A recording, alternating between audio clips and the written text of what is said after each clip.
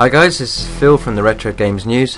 Sorry it's been a little while since my last video, about 2 years actually, but let's not dwell on that.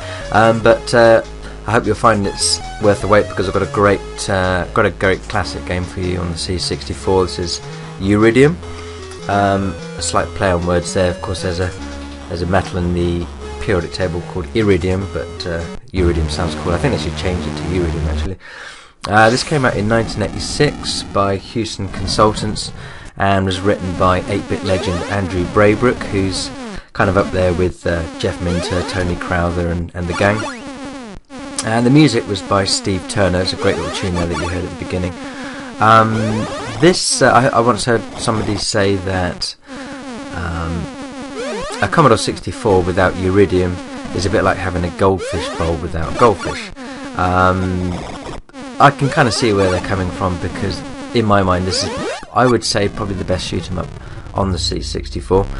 It's a bit of a tough game, and it's got this great little sequence here that you can see where when you complete the level, or the dreadnoughts as they're called, you get this little kind of gambling thing, a bit like what you see with some fruit machines, where you can kind of build up your points depending on your dexterity.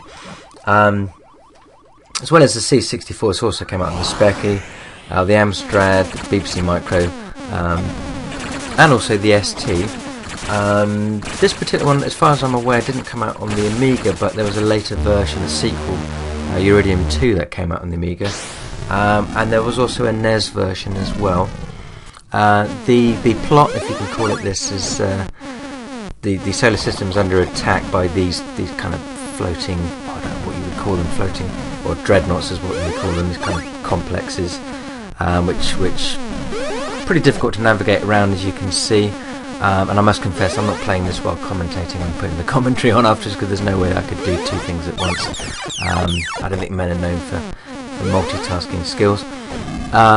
So you get these kind of heat-seeking missiles as well, which makes it incredibly difficult if you hang around too long and try and play a bit too cautiously. There's also these kind of blocks and barriers that you can fly into. You can do a kind of a sideways sort of turn. I was never particularly good at doing that. I think you had to hold down the fire button and then move a certain direction, and then I always had trouble in getting it flipping back to its normal sort of position.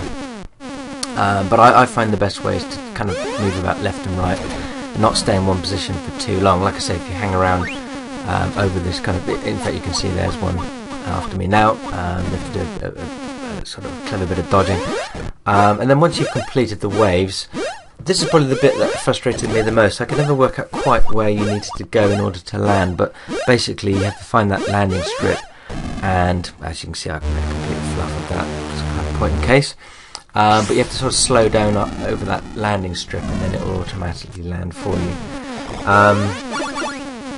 It's quite a nice sequence as well. When you blow up the dreadnought, you sort of get to fly over it, and you can see it sort of self-destructing.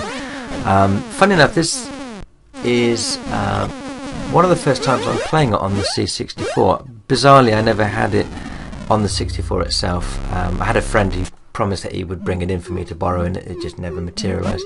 The version I always played was actually the Spectrum version, which is a pretty good conversion if you ask me, written by another programmer, but the Spectrum wasn't particularly known for its scrolling skills, so they did a really good job with it. But I have to say, I suppose I'm slightly biased because I'm a bit more of a C64 man, but I think the C64 version is absolutely fantastic, and it's very, very playable to this day. If you haven't played it before, then you really, really need to have a go, no matter what kind of genre that you're into, or what particular machine that you're affiliated with. Some games, you know, they were good at the time, but you play them a few years later and they don't really stand up. This one I can guarantee will give you a good challenge. It's great fun, and it's a game that I'm going to be playing for a long time to come.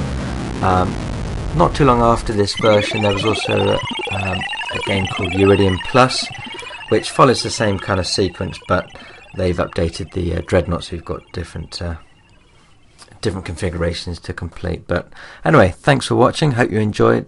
Speak to you soon.